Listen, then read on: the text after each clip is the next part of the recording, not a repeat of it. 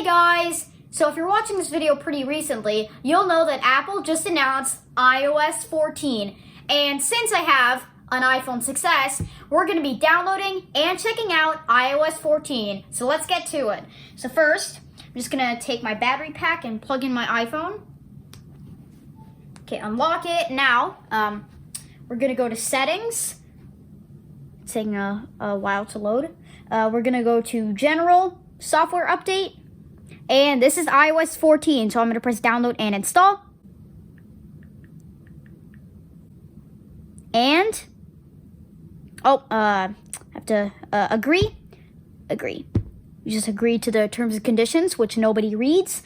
And estimating time remaining. Hopefully it's not a day like my Apple Watch. Okay, so it says about 1 day remaining, but I think it's kidding, because why would it take a day to install? I mean, that's crazy. And it's taking about 2 minutes. That is pretty fast. So we're going to wait for it to download the update and then install it. So guys, now the update just installed. As you can see, the button now says install now. So I'm going to press it.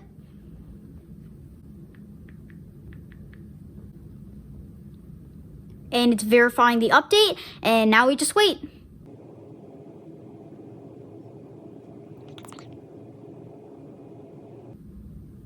And the screen turned black, and I am pretty sure an Apple logo is going to appear soon. Oh, that's the loading symbol. And we just wait for an Apple logo to pop up, because that's what happens when you update your iPhone. And there was just there. There it is. There's the Apple logo. And now we're just going to wait for it to update. So right now the bar is right there updating the iPhone. So now we're just going to wait a few minutes. Me and my mom are going to head out and pick up dinner. And we're going to wait for this thing to update.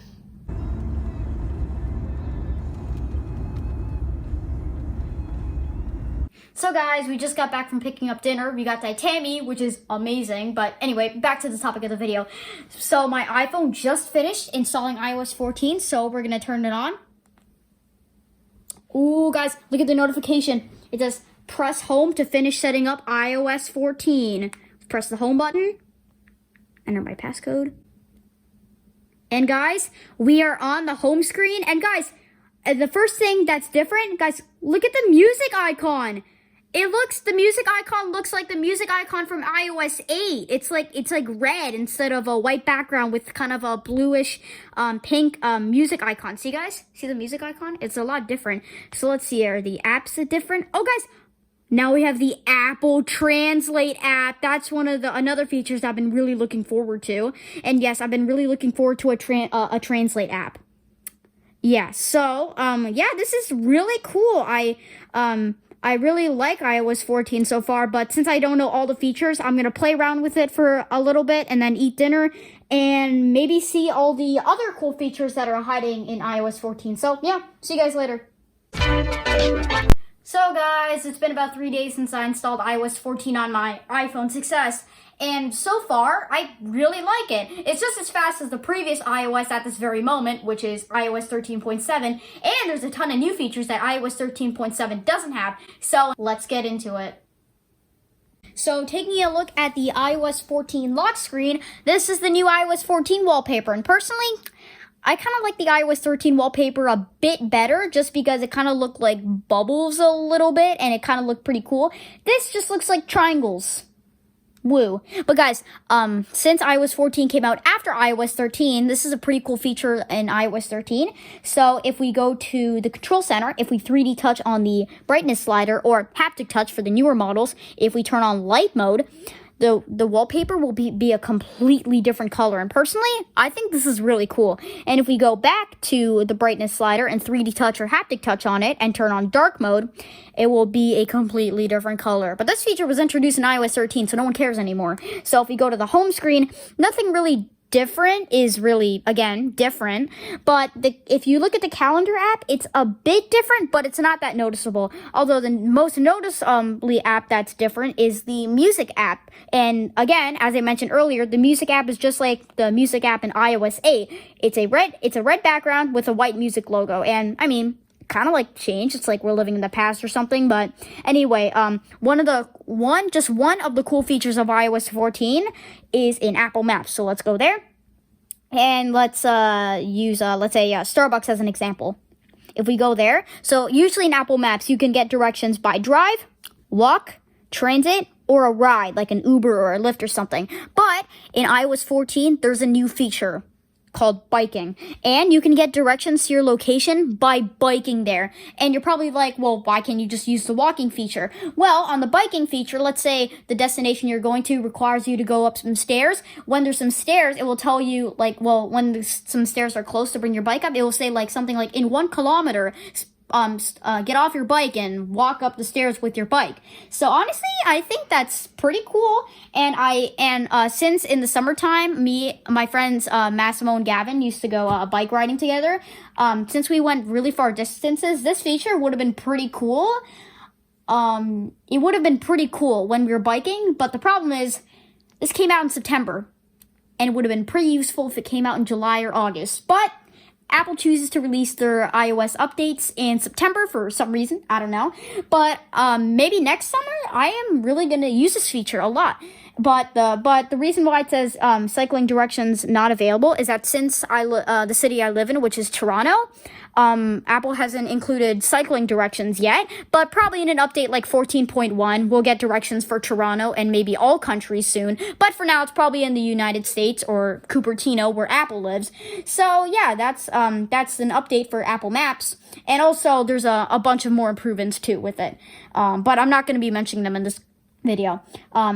But another feature is that it lies in messages. So if we go to messages, what's really cool is that so you're probably wondering, okay, hold on. You're probably wondering, how did I get these big these big messages on the top of my messages app? Well, let's say if you 3D touch on a message or haptic touch, and if you press pin, the message will grow big, well, which is the picture of your contact. So the message, it will grow big. That way it's on the top of your home screen. And guys, if you have a lot of contacts and you have to text someone immediately, like let's say like you just got a new iPhone, you have to notify them and you have a lot of contacts, you're probably just gonna like you're probably just gonna go like, where's my message? Right? So you're just gonna scroll forever. So you can pin their message on the top, so it will always be on the top. And guys, I think this is a really cool feature, and I'm actually using it right now. So right now I have my friend Jordan, my Lola, mom, the Sunday Squad, which is a group chat with me, my dad, my cousin Austin, Uncle Richard, and Grandpa. And also, it's called the Sunday Squad just because we always hang out on Sundays. And I also have my dad, and I actually really like it. And another cool feature is that if the contact, like let's say like Jordan or my mom or my dad is an iPhone user, if they're typing, there will be a typing indicator on their contact icon, and if they send something, their text will be on the contact bubble. And guys, I think that is an ingenious feature, because you can't really put that like the typing indicator and the text message on this tiny looking contact. So it's really cool that feature's there. So if someone's typing and you just open the messages app right away, you can be like, oh shoot, my friend's texting me, and then you could just open the text message. So I think that is a really cool feature. So yeah, that's what's new about iMessage. But just kidding, there's another feature about iMessage. So let's say you have a group chat. Let's go to the let's go. We'll just test it out with this group chat that with me, Massimo, and Jordan. So if we go to iMessage, and let's say I only want to text Massimo and not Jordan, so I don't want her to get the notification, and I only want to text Massimo, so it's like private. If I mention Massimo's name, and tap it, if I tap Massimo, it will only send to Massimo if he has iOS 14 and if Jordan has it too.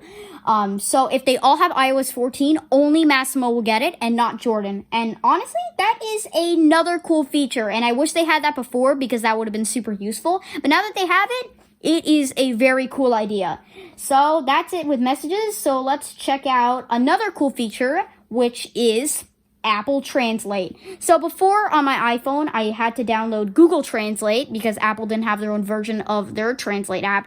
And it was not perfect because, again, it wasn't Apple. Sorry, Google fans. Anyway, but now that Apple has their own Translate app, it's pretty cool. So right now I have it on English and Japanese. So let's say if I say something like, hello. it will translate the Japanese. And guys, right now my Lola just texted me, but I'll just reply to her later.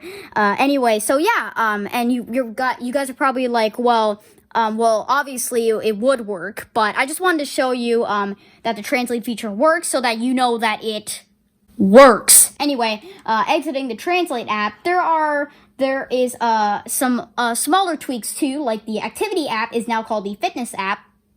Okay, but guys, the biggest change to iOS 14 is these two last things I'm going to show off.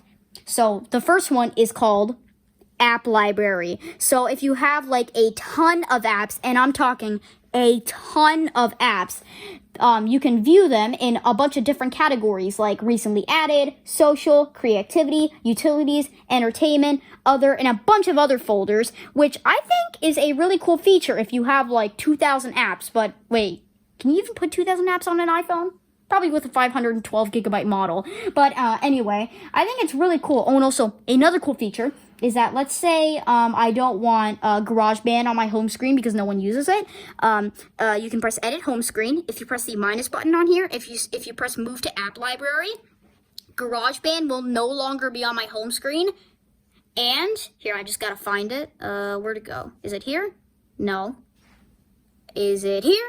No. GarageBand is hiding. Oh, yeah. So it will only be in the app library. See, guys, GarageBand, it will only be in the app library, but it won't be in the home screen. And honestly, this is a really cool feature to clean up your home screen. Just because, you know, like, let's say you have a bunch of apps that you never use, you could just move them to the app library and bam, they're gone. And if you want to bring it back, you just go to Settings, you go to General, you go to Reset, you go to Reset Home Screen Layout, and if we go back to the home screen, it is back where it was. And there's probably another way to do it, but at this very moment, I don't know how to do it. But there is one last feature. So if you 3D touch or haptic touch on any app, I'm just going to do the news one, for example. If I press Edit Home Screen and I press the plus symbol in the top right corner, there are all these widgets here. And you're probably wondering, well, why is it here? Well, you can just add it to the, you can just add it. So let's say if I take this the fitness widget, I can add it to my home screen, which is like so cool. And now, let's say if I turn off my iPhone, and then I just open it immediately, I can see how many calories I burned, how many minutes I exercised for, and how many hours I've been standing for. Well, not really. I mean, how many minutes of an hour I've been standing for. So, guys, if you have an Apple Watch, then you'll understand how the activity thing works. And honestly, I think this is a really cool feature. I don't know if I'm going to use it, but I might. And there's another really cool widget, too. So, if you press plus, if you add this thing called a Smart Stack, what's so cool is that you get multiple widgets in one. So right now there's weather, but if I swipe up, I get weather, calendar, news, photos, maps, music, and Siri suggestions. And guys, this is literally the future of iOS. This is literally so cool. Look, weather, calendar, news, photos, maps, music, Siri suggestions. It's so cool, and I love this feature. It is so awesome. So that's probably going to do it for the review of iOS 14. But just kidding, we have one more bonus thing to check out. And it lies in Apple TV. So guys, you know how there's the picture-in-picture on, I'm pretty sure it's iPads and MacBooks? And it's not on iOS. Well, now, picture-in-picture is now on iOS 14. And it's surprising it wasn't on earlier iOSs, but it's pretty cool that it's here. So I'm just going to go to Family Sharing, Roast Aquilo, and let's play Back to the Future. So, play. And when the movie plays, when I press the home button, the movie, it still plays when it's on the home screen. Now I can open photos and it's still playing, and I can go back to the home screen and it is still playing. And I can also enlarge it to make it really big, or I can make it super tiny to make it the size of 2 apps. See, you guys, right there. And also, I can also swipe it to the left or right. I'm going to swipe it to the left and it will be gone, but the audio will still play. See, guys? So the audio will still play, and if I want to drag it back, I can just drag this arrow right here, and the movie is right back on the home screen or whatever app you're opening it in. And if I want to close it, I can just go here and tap the X symbol. So that is just a lot of the great new features of iOS 14. So now I can officially end the review of iOS 14. So thank you guys so much for watching. Comment, like, and subscribe, and I'll see you guys in another video. Bye!